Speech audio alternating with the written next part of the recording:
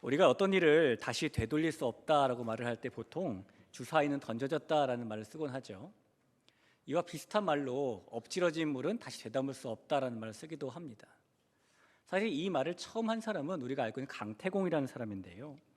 이 강태공이라는 사람이 지금부터 3,000년 전에 중국이 주나라했던 시절에 살던 사람입니다. 이 사람은 너무 공부를 좋아하기 때문에 평생 공부만 하고 생계를 위해서 다른 일을 하지 않았어요. 또 공부한 걸 가지고 관직에 나가지도 않았습니다. 그러다 보니까 그의 아내였던 마씨 부인은 남편이 생계를 위해서 아무 일도 하지 않고 하루 종일 글만 읽자, 처음에는 그런 남편을 잘 뒷바라지했지만 평생 그런 남편을 보면서 결국엔 참다 못해 가정을 버리고 떠나버리게 됩니다. 그 후 나중에 이 강태공이 주나라의 문왕이 될 사람을 만나게 되었고, 자기가 가진 지식을 가지고 큰 공을 세우게 되어서 결국 주나라의 이 재상이 되게 되었고요. 나중에는 제나라의 제후로 봉해져서 왕이 되기도 했습니다. 봉건왕이 된 것이죠. 그가 주나라의 재상이 되었을 때에 예전에 남편을 버리고 가정을 버리고 떠났던 그 마씨 부인이 소식을 듣고 남편을 찾아왔습니다. 그리고 다시 같이 살자고 간청을 하게 됐죠. 그때 강태공이 했던 행동이 뭐냐면 그릇에 담긴 물을 바닥에 이렇게 부은 다음에 아내였던 마씨 부인에게 다시 담아보라고 했다는 겁니다. 못 담았겠죠. 그래서 그때 강태공이 남긴 말이 복수불반분, 엎질러진 물은 다시 되돌릴 수 없다라는 말입니다. 이 세상에는 쏟아진 물을 다시 담을 수 없다, 또는 주사위는 던져졌다라는 말처럼 다시 되돌릴 수 없는 일들이 있습니다. 주로 스포츠 경기 결과가 그런 경우를 많이 나타내죠. 이 AFP 통신에서 역대 올림픽에서 가장 크게 갑론을 박게 되었던 5가지의 판정 논란을 소개한 적이 있는데, 그중에 몇 개만 보면 1972년 뮌헨 올림픽이 열렸을 때에 구소련과 미국의 남자 농구팀이 결승전을 하게 되었습니다. 근데 경기가 다 끝나서 전광판의 시계가 끝났는데 심판이 2번씩이나 3초씩 총 6초의 시간을 더 주어서 그 사이에 미국이 이기고 있던 미국이 1점 차로 져서 금메달을 놓친 사례가 있었고요. 1988년도에 서울올림픽 때는 복싱 경기에서 미국 선수와 우리나라 선수가 붙었는데 누가 보기에도 미국 선수가 우세해 보였습니다. 그러나 거꾸로 그 사람이 판정패를 당하는 사례가 있었습니다. 최근에는 2012년 런던 올림픽에서 펜싱 경기 가운데에 1초가 남은 전광판의 시계가 멈춰버려가지고 결국 우리나라 선수가 그 시간 때문에 패한 사례가 있었죠. 이런 판정 논란들이 많이 있지만 스포츠에서는 한번 결정된 결과가 뒤바뀌기는 매우 어렵습니다. 그래서 얼마 전에 끝난 동계올림픽에서도 그런 논란들이 많았지만은 그런 일들을 잘 아는 한 선수가 의연하게 이렇게 말을 했죠. 이거 이미 되돌릴 수가 없는 일이다, 그냥 다 털어버렸다라고 말하고 다음 경기를 준비하는 모습도 보여주기도 했습니다. 아마 현재를 살면서 우리가 가장 체감하고 있는 다시 되돌릴 수 없는 일은 이 코로나 상황이겠죠. 전 세계의 많은 전문가들은 이 코로나 팬데믹이 끝난 이후에도 세계 질서는 그 이전과 같이 되돌아갈 수 없을 것이라고 예측을 하고 있습니다. 우리가 인류의 역사를 둘러 나눌 때에 보통 이 BC, Before Christ, 그다음 AD, 아노 도미니, 예수님 이전과 예수님 이후로 이렇게 구분을 하잖아요.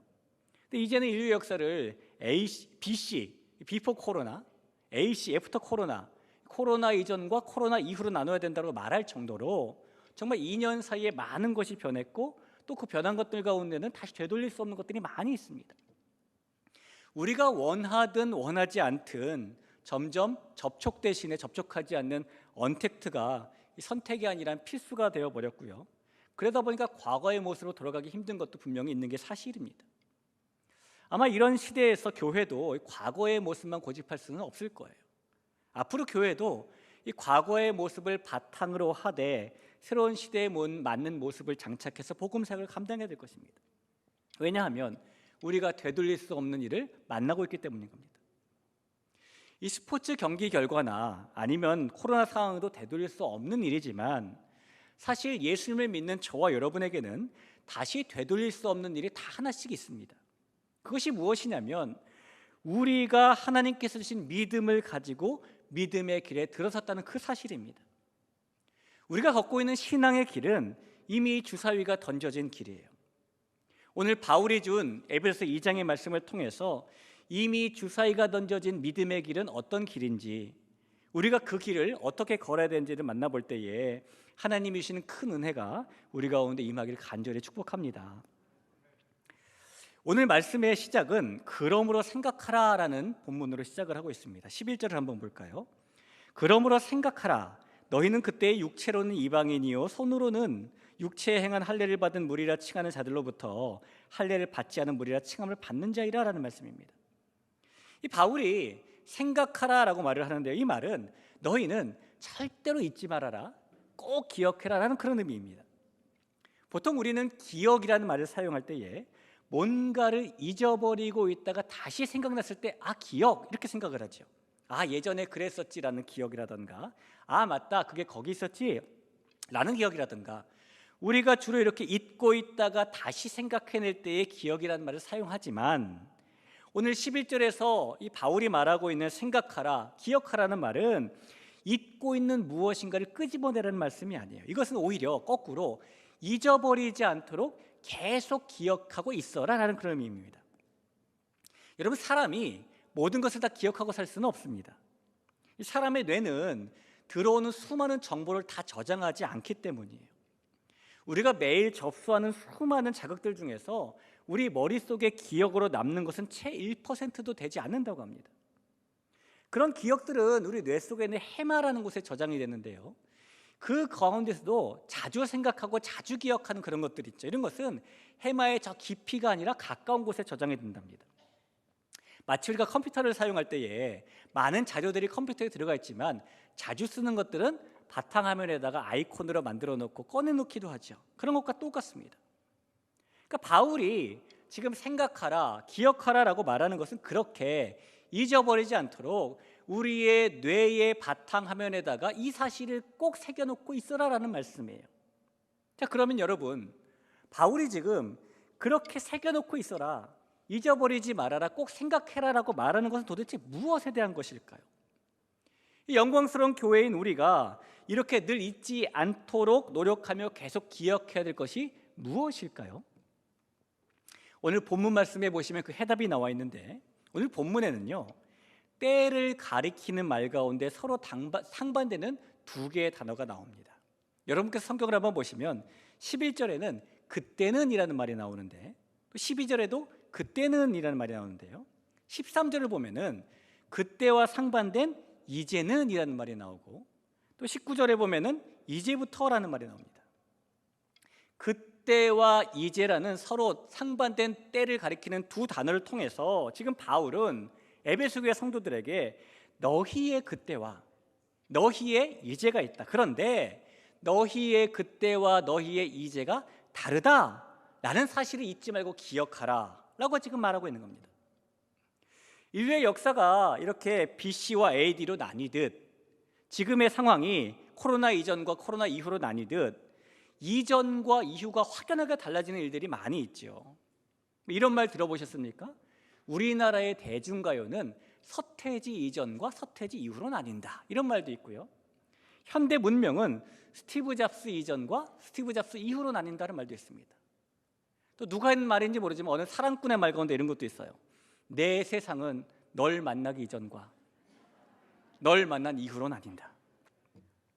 여러분, 이전과 이후가 확연하게 다르다고 이렇게 표현하는 겁니다. 그런 것처럼 성경은 한 사람의 역사를 예수님을 만나기 이전과 예수님을 만난 이후로 나누고 있는데요, 예수님을 만나기 이전 그때의 상태와 예수님을 만난 이후 이제의 상태가 확연히 다른 것입니다.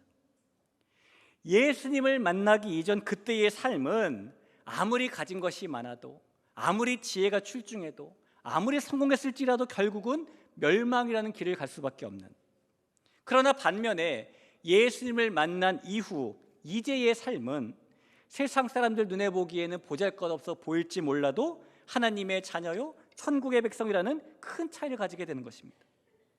그리고 바울은 지금 에베소 교회 성도들에게 그렇게 이전과 이후가 달라진 존재가 너희다라고 그것을 생각하고 기억해야 된다라고 말씀하고 있는 거예요. 사랑하는 귀한 성도 여러분, 저와 여러분이 예수님을 만났다면은 우리의 예수님을 만나기 전인 그때와 예수님을 만난 후인 이제는 달라졌다는 사실을 꼭 믿으시기를 바랍니다.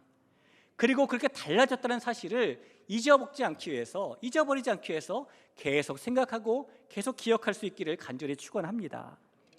자, 그러면 우리가 예수님을 만나기 이전인 그때와 예수님을 만난 이후인 이제는 무엇이 그렇게 다른 것일까요? 무엇이 그렇게 달라졌을까요? 우선 예수님 만나기 이전 그때의 우리의 상태를 한번 보면은요, 11절 한 번 더 볼까요? 그러므로 생각하라. 너희는 그때의 육체로는 이방인이요 손으로 육체 행한 할례를 받은 무리라 칭하는 자들로부터 할례를 받지 않은 무리라 칭함을 받는 자들이라. 바울은 너희는 예수님을 만나기 전에 육체로는 이방인이었다라고 말을 합니다. 이 구약과 성경 시대의 사고 안에서 유대인은 하나님의 택하신 백성을, 반면에 이방인은 하나님이 택하지 않은 백성을 지칭합니다. 따라서 예수님 만나기 이전 그때 우리의 상태는 육체로는 이방인이라는 말씀은 하나님의 택함과는 전혀 관계가 없는 사람이라는 그런 말이 됩니다. 또 바울은 그때의 너희는 할례를 받지 않은 무리라고 칭함을 받은 사람들이다라고 말을 하죠. 할례도 하나님의 선택을 받은 사람이라는 구별 표시로 여겨졌기 때문에 할례를 받지 못한 무리라는 것은 결국 하나님께 선택된 사람이 아니란 뜻입니다. 마찬가지로 이 말씀도 예수님 만나기 이전에 그때 우리의 상태는 하나님의 택함과 전혀 관계가 없는 상태였다라고 말하고 있는 겁니다. 또 12절을 볼까요? 그때에 너희는 그리스도 밖에 있었고 이스라엘 나라 밖의 사람이라 약속의 언약들에 대하여는 외인이요 세상에서 소망이 없고 하나님도 없는 자이더니. 바울은 또 그때에 예수님을 만나기 이전에 너희가 그리스도 밖에 있었다라고 말을 해요.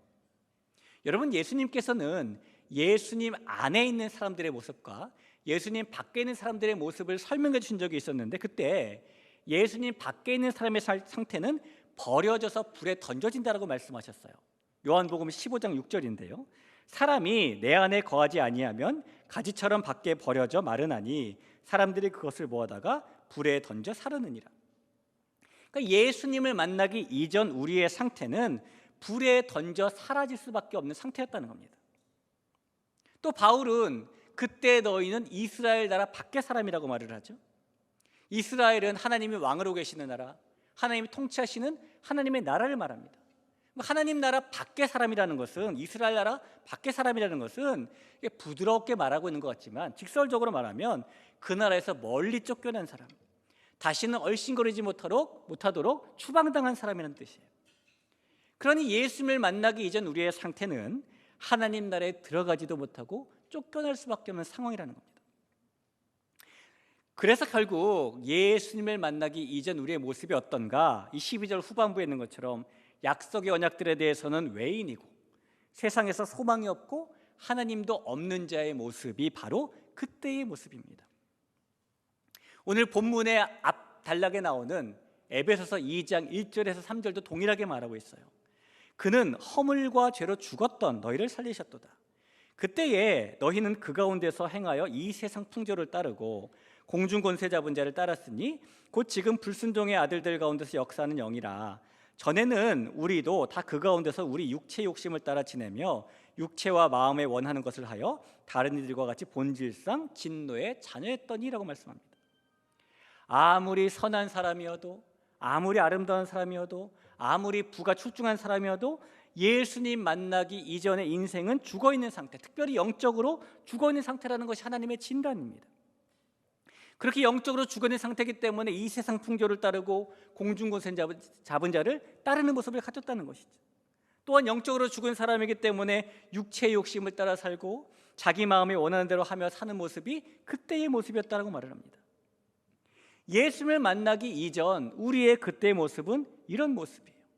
소망도 없고 구원도 없어서 절망, 실망, 허망, 낭만 가운데 살다가 사망하는 사람들이 우리의 모습이라는 겁니다. 그러나 그때의 모습과 다른 이제의 모습도 성경은 우리에게 설명해주고 있습니다. 그러면 그때와 다른 이제의 모습은 어떨까요? 예수님을 만난 이후 이제는 내 인생은 어떤 상태입니까? 19절을 한번 보시죠. 그러므로 이제부터 너희는 외인도 아니요 나그네도 아니요 오직 성도들과 동일한 시민이요 하나님의 권속이라라고 바울은 말합니다. 바울은 예수님을 만난 사람은 이제는 외인이 아니고 나그네가 아니다라고 말하죠. 여러분, 외인과 나그네는 똑같은 말이에요. 이것이 오늘 우리가 쓰는 말로 바꿔 말하면 무슨 뜻이냐면은 외국인을 말하는 것이 아니라 불법 체류자라고 말하면 딱 맞습니다. 여러분, 불법 체류자가 되어 보신 적 없으시죠? 제가 미국에 있을 때 한인교회 섬기면서 교회 성도들 가운데 불법 체류자들이 꽤 많이 계셨습니다. 그분들을 보면은 어쩔 수 없는 사정으로 이제 불법 체류자가 되셨는데요, 참 안타까운 모습들이 많이 있어요. 이 미국에 살지만 미국 사람들과 똑같은 땅에 살아가지만은 똑같은 삶을 살면서 그 사람들과 같은 좋은 직장은 얻을 수도 없고요. 자녀들이 중고등학교 때 공부를 아무리 잘해도 신분이 불확실하기 때문에 장학금을 많이 주는 좋은 대학에 진학시킬 수도 없고요. 심지어 한국에 계신 부모님이 돌아가셨다는 소식이 전해져 와도 한국 장례식에 나가볼 수도 없고요. 여러 가지 살면서 억울한 일을 당하고 황당한 일을 당해도 어디에 호소도 못하고 살아가는 분들이 그런 분들이었어요. 그러니까 이 외인, 나그네, 이 불법 체류자라는 사람들은 똑같은 땅에 살고 똑같은 것을 먹고 똑같은 일을 해도 전혀 법적으로 보호받을 수 없을 뿐더러 늘 언제 추방당할까 추방에 대한 공포와 두려움을 가지고 사는 사람들입니다. 그게 바로 외인이고 나그네예요. 우리나라의 도시에 살다가 농촌과 어촌에 가 사시는 이 귀촌하시는 분들이 50만 명이 넘습니다. 그런데 한 통계를 보면은 그렇게 귀촌하신 분들의 약 45% 정도는 원래 그 마을에 살던 원주민들의 이 선입견과 텃세 때문에 갈등을 겪고 있다라고 말하기도 하고요. 그래서 그분들 중에 대다수, 정말 많은 분들이 다시 도시로 돌아가고 있다는 역귀농이 많아지고 있다고 해요.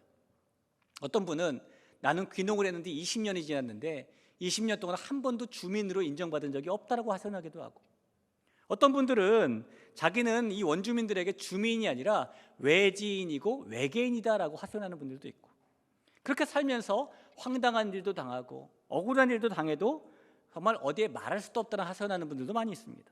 그게 바로 외인이고 나그네예요. 근데 바울은 예수님을 만난 사람의 이제의 상태는 그런 외인이 아니라, 그런 나그네가 아니라 성도들과 동일한 시민이다라고 말하고 있는 겁니다. 여러분, 불법으로 체류하는 사람의 평생의 꿈은 합법적으로 체류하는 시민권을 가져서 언제 쫓겨날까 더 이상 두려워하지 않는 신분이 되는 것이겠죠. 예수님을 만난 후에 우리의 이제는 그렇게 하나님의 나라에서 추방당하지 않는 하느님 나라의 시민권자가 된다는 것입니다. 게다가 바울은 그런 우리가 하나님의 권속이 되었다라고 말을 합니다. 권속은 가족이라는 말이에요. 이제의 상태는 하나님의 가족이기 때문에 진노나 심판을 받는 것이 아니라 오히려 하나님의 사랑과 은혜와 평안을 받게 된다라고 말하고 있는 것이죠. 여러분, 뿐만 아닙니다. 오늘 본문의 앞단락인 에베소서 2장 5절과 6절에 보면 허물로 죽은 우리를 그리스도와 함께 살리셨다라고 말을 하고, 6절에 보면은 또 함께 일으키사 그리스도 예수 안에서 함께 하늘에 앉히셨다라고 말씀합니다. 그때는 본질상 진노의 자녀였던 우리를 이제는 하나님께서 사랑하셔서 살려주셨고, 그때는 본질상 진노의 자녀였던 우리를 이제는 예수님과 함께 하늘에 앉히셔서 하늘의 상속자가 되게 하셨다라는 겁니다. 사랑하는 성도 여러분, 저와 여러분의 그때와 이제는 이렇게 확연하게 다릅니다. 우리가 이방인 무할례자에서 하나님의 선택받은 사람으로, 우리가 외인과 나그네에서 시민으로, 우리가 소망도 하나님도 없는 자에서 하나님의 가족으로, 그렇게 예수님 덕분에 우리의 그때와 우리의 이제가 180도 바뀌었다는 것이 우리가 만난 복음이라는 것입니다. 저와 여러분이 예수님 때문에 그때와는 완전히 다른 이제의 삶을 살고 있다는 사실을 믿으시길 간절히 부탁드립니다. 예수님 덕분에 우리가 이렇게 180도 바뀌었는데요, 신분도 바뀌고 상황도 바뀌었는데, 그래서 이제 선택받은 자가 되었고 하늘의 시민이 되었고 하나님의 가족이 되었는데요, 자, 이제는 그럼 이제는 바뀐 상태에서 어떻게 살아야 되는가가 우리에게 남은 숙제겠죠. 매년 외국인들 가운데에 우리나라 국민이 되겠다고 귀화하는 사람들이 10,000명 안팎이 됩니다. 이 귀화를 할 때는요, 시험을 치러야 되고 시험을 통과하면 마지막에 선서를 하게 되는데, 선서의 내용이 이래요. 나는 자랑스러운 대한민국 국민으로서 대한민국의 헌법과 법률을 준수하고 국민의 책임과 의무를 다할 것을 엄숙히 선서합니다. 왜 이런 선서를 할까요? 내가 그때는 저 나라 사람으로 그 나라의 법과 규칙에 맞게 살았지만 이제는 귀화했으니 대한민국 사람으로 대한민국의 법과 규칙에 맞게 살겠습니다라고 다짐하는 겁니다. 마찬가지로 바울은 우리가 이제는 하나님 나라의 시민이 되었기 때문에 그때의 법칙과 그때의 규칙과는 다른 하나님 나라의 법칙과 규칙을 따라 살아야 된다고 말하고 있습니다. 그리고 바울이 우리에게 그렇게 살아야 되는 삶의 규칙으로 소개하고 있는 것이 화평이라는 거예요. 14절을 보시죠. 그는 우리의 화평이신지라 둘로 하나를 만드사 원수된 것 곧 중간에 막힌 담을 자기 육체로 하시고. 예수님께서 그때 하나님과 화목되지 못했던 우리를 하나님과 화목되게 만드셔서 둘을 하나로 만드셨습니다. 15절을 보죠. 법조문으로 된 계명의 율법을 폐하셨으니 이는 이 둘로 자기 안에서 한 세 사람을 지어 화평하게 하시고. 예수님께서 율법을 완성하시고 우리를 세 사람으로 창조하신 것은 둘이 하나처럼 우리를 화평되게 하시기 위함이었다고 말합니다. 16절에도 볼까요? 또 십자가로 이 둘을 한 몸으로 하나님과 화목되게 하려 하심이라 원수된 것을 십자가로 소멸하시고. 예수님께서 십자가에 달리신 이유 자체가 화평을 위해서라고 말을 하고 있는 겁니다. 따라서 그런 예수님을 만나기 이전 그때는 우리가 하나가 아니라 둘이었던 게 당연했고 우리가 화평하지 않는 것이 당연했습니다. 하지만 그런 예수님을 만난 이후인 이제는 우리가 과거에 당연함으로 느껴졌던 둘은 버리고 우리가 화평을 이루어서 하나가 되어야 된다고 바울은 말하고 있는 겁니다. 그것이 이 땅의 법칙이 아니라 우리가 새롭게 시민권을 얻은 하나님 나라의 법칙과 책임자, 의무이기 때문입니다. 여러분, 우리가 살다 보면 둘이 하나가 된다는 것이 참 어렵죠. 보통 결혼식을 하게 되면은 둘이 하나가 될지니 하나님이 짝지으셨으니 아무로 못 놔둔다 이렇게 말씀하지만 둘이 하나가 되는 거 쉽습니까? 심지어 우리가 살다 보면은 내 마음에 상처를 주고 그래서 미워지고 하나가 되기 너무 싫은 물과 기름과 같은 사이가 되는 사람들이 분명히 있습니다. 내가 수십 년을 같이 산 남편이나 아내, 심지어 내가 낳은 자식들도 때로는 정말 때로는 원수처럼 꼴 보기 싫을 때도 있잖아요. 여러분 그럴 때 있으시죠? 그런데 하물며 같이 살지도 않는 다른 사람들에게 그런 마음이 안 생길 수는 없는 거예요. 우리의 마음에 다른 사람들을 위한 둘이 되고 셋이 되고 넷이 되고 싶은 마음은 분명히 생깁니다.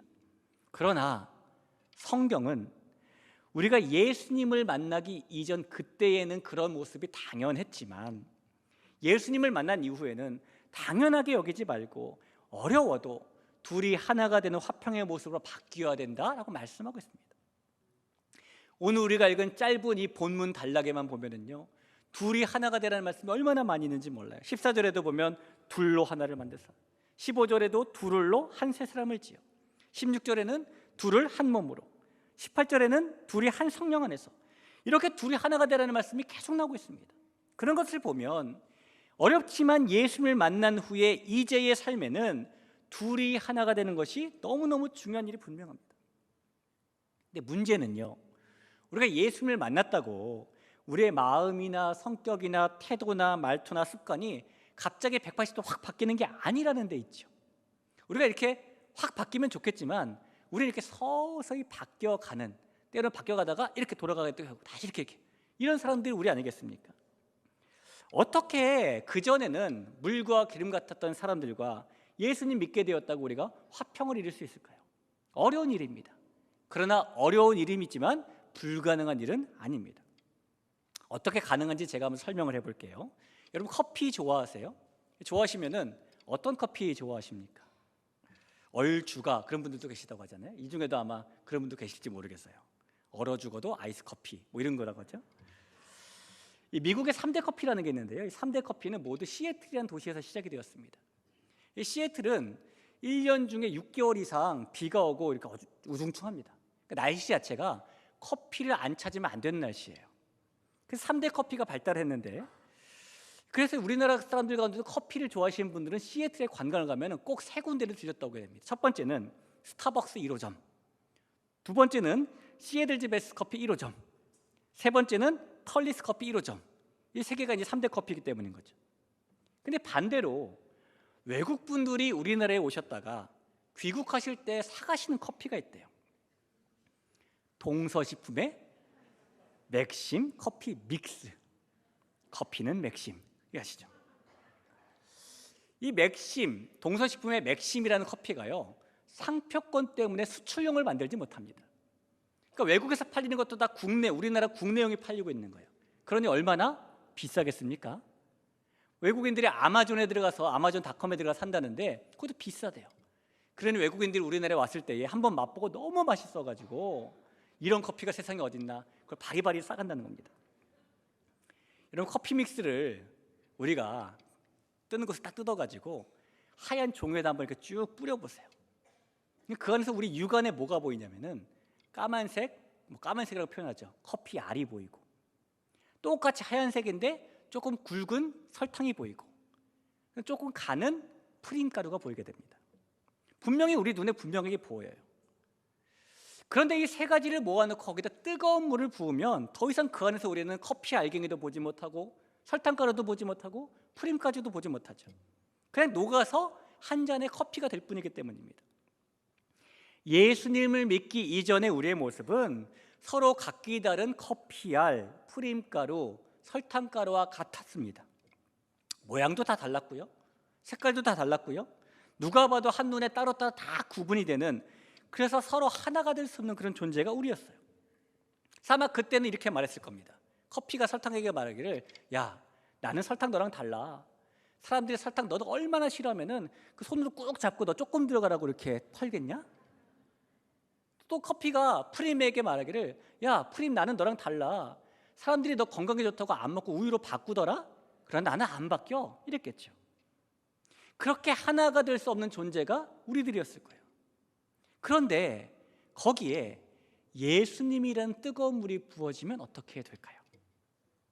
예수님이라는 뜨거운 물이 부어지고 나면 우리는 커피 한 잔 속에서 더 이상 내가 커피 알갱이네, 내가 설탕가루네, 내가 프림가루네라고 주장할 수 없게 됩니다. 보이지 않거든요. 우리가 서로 둘이 하나가 될 수 있는 방법은 예수님의 은혜와 사랑 가운데에 녹는 방법밖에 없는 겁니다. 하나님, 저 설탕을 녹여주세요가 아니라 하나님, 나를 녹여주세요. 이렇게 가야 되는 것이죠. 그렇게 예수님 안에서 둘이 하나처럼 화평하게 되어서 다른 사람을 향한 내 안의 증오의 마음을 죽여서 서로 연결되고 함께 지어져 자라나는 것이 복음을 받은 우리의 새 모습, 예수님을 만나기 이전과 다른 예수님을 만난 이후의 삶의 모습이다라고 바울은 말해주고 있습니다. 사랑하는 귀한 성도 여러분, 우리의 이제는 그때와는 다르다는 것, 우리가 하나님 나라의 시민으로서 둘이 하나가 되는 화평을 이루고 살아야 된다는 것을 꼭 믿으시기를 간절히 부탁을 드립니다. 저는 오늘 말씀을 준비하면서 제목을 주사위는 던져졌다라고 지었어요. 사실 이 말은 로마의 줄리어스 시자가 한 말로 알려져 있습니다. 이 과거의 고대 로마의 북쪽에는요, 루비콘 강이 흐르고 있었는데 이것은 로마의 입구 경계에 해당했습니다. 이 로마 제국은 넓은 영토를 모든 사람이 다스릴 수 없어서 강한 군대를 가지고 있는 총독들에게 나눠서 다스리게 했는데, 그런 구조이다 보니까 로마에 살던 원로원 사람들이나 시민들에게는 늘 불안함이 있었어요. 저 총독이 어느 날 마음을 거꾸로 먹고 군대를 이끌고 로마에 쳐들어오면 어떡하나, 이런 불안함이었습니다. 그래서 로마는 자국의 군대를 할지라도 군대는 루비콘 강을 넘을 수 없다라는 법을 제정하죠. 만일 총독이 군대와 함께 그 강을 건너면 반란으로 간주가 되었습니다. 이 당시에 줄리어스 시저는 로마 북쪽에 있는 지역의 총독이었는데요, 그는 로마 시민들에게 인기도 많았고 명망도 높았어요. 그런데 그런 인기와 명망을 시기하던 사람들이 있었습니다. 로마 정치인들인 원로원 사람들과 당시 지도자였던 폼페니우스였죠. 그래서 그들이 우리 더 이상 시저에게 총독의 임기를 연장해주지 말자라고 결정을 하고 시저로 불러드립니다. 로마로 와라. 이 줄리어스 시저가요, 처음에는 로마에 반역할 마음이 없었지만 그런 그들의 모습에 배신감을 느껴서 결국 법을 어기고 혼자가 아니라 군대를 이끌고 루비콘강을 넘어오게 됩니다. 반란을 일으킨 것인데요, 여러분, 반란을 일으키면 성공하지 않는 거면 결국 죽음뿐이겠죠. 그때 그 강을 건너며 시저가 했던 말이 주사위는 던져졌다라는 말입니다. 그리고 그가 루비콘 강을 건넌 일이 우리가 흔히 말하는 돌아갈 수 없는 강을 건넜다는 말에 유래가 되었습니다. 저와 여러분이 예수님을 믿게 된 것은 하나님 편에서 보기에는 주사위가 던져진 일이고, 우리의 편에서 보기에는 돌아갈 수 없는 강을 건넌 일입니다. 우리는 하늘 시민에서 다시 그때의 외인, 그때의 나그네로 돌아갈 수 없는 사람들이고, 우리는 그리스도 안에서 다시 그때의 그리스도 밖으로 나갈 수 없는 사람들이고, 우리는 하나님의 가족에서 다시 그때의 소망도 하나님도 없는 자로 돌아갈 수 없는 사람들입니다.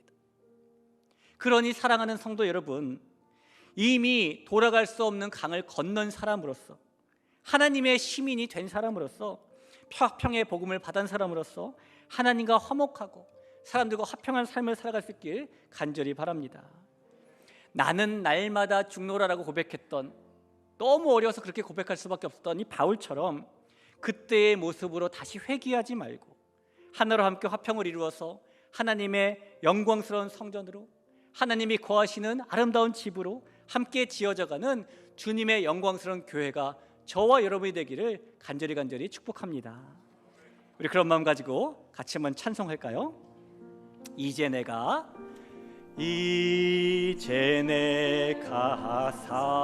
주 위에 살고 주 위에 이제 내가 죽어도 이제 내가 주 위에 죽네. 주 위에 하늘 영광 보여주며, 하늘 영광 보여주며 날 오라 하네. 할렐루야 찬송하며 주께 감리. 그러므로 나는 사나 죽으나 주님의 것이요, 사나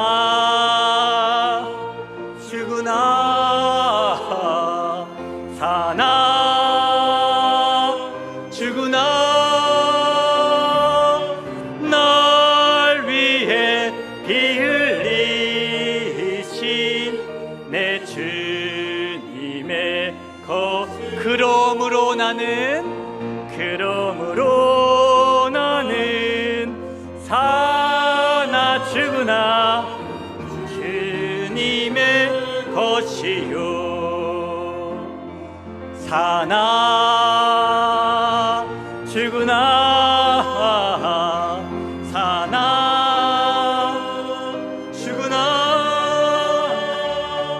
날 위해 피 흘리신 주님의 것이요. 우리 같이 한번 말씀을 기억하면서 기도하겠습니다.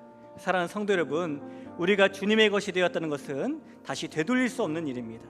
하나님께서 이미 주사위를 던지셨어요. 그렇다면 하나님 나라의 시민이 된 사람으로서 우리가 이 세상의 법과 규칙, 내 마음의 법과 규칙이 아니라 하나님 나라의 법과 규칙을 따르며 살아야 할 것입니다. 특별히 바울이 말한 것처럼 화평의 복음을 가진 사람이 내가 되게 해주세요라는 마음을 가지고 이 돌아갈 수 없는 강을 건넌 사람이 된 사람으로서 하나님께 은혜를 간구하며 간절히 한번 기도했으면 좋겠습니다. 기도하겠습니다.